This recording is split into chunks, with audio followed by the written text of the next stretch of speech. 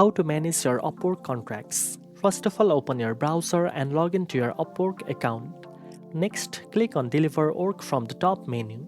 This section helps you manage all your contracts efficiently. Under Active Contract, you will see all your ongoing contracts.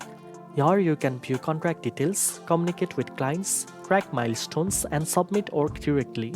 The Contract History section allows you to review completed or paused contracts, check past payment, and see client feedback. This is helpful for tracking your freelancing progress and maintaining records. For hourly contract, use the hourly work diary to review logged hours, monitor screenshots, and ensure accurate billing. You can also manage time tracking and submit weekly invoices here.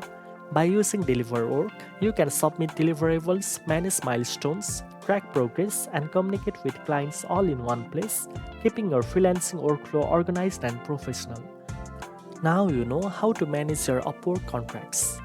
If you found this video helpful, don't forget to like, share, and subscribe for more freelancing tips.